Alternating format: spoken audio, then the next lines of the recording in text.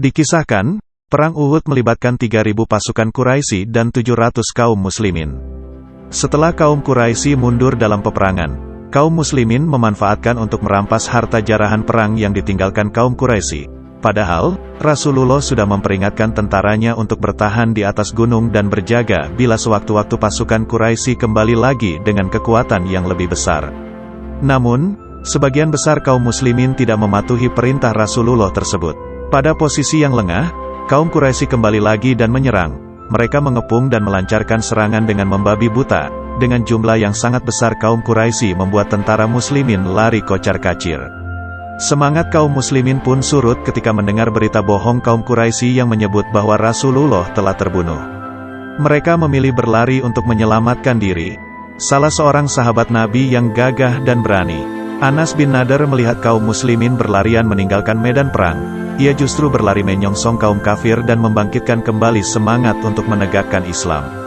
Kalau memang Rasulullah sudah wafat, tidak ada gunanya lagi kita hidup. Mengapa kita tidak ikut meninggal saja bersama beliau? Teriak Anas penuh semangat. Rasulullah sudah berkorban demi perjuangannya membela kebenaran. Mengapa kita harus takut mati? Dengan berbekal pedang di tangannya, Anas menghadapi kaum Quraisy tanpa rasa takut. Dia menyerahkan hidup dan matinya hanya kepada Allah SWT. Sesaat kemudian, ia berpapasan dengan Sa'ad bin Mu'az. Mau kemana? Wahai Anas, tanya Sa'ad yang melihat Anas terus bergerak menyerang kaum Quraisy yang semakin bertambah banyak. Wahai Sa'ad, aku mencium bau surga dari gunung Uhud, jawab Anas sambil tetap melangkah tanpa gentar sekalipun. Anas bin Nadar berjuang sampai titik darah penghabisan. Sebelum nyawanya meninggalkan raganya, ia tetap menebaskan pedangnya ke semua musuhnya tanpa peduli kepungan kaum Quraisy padanya.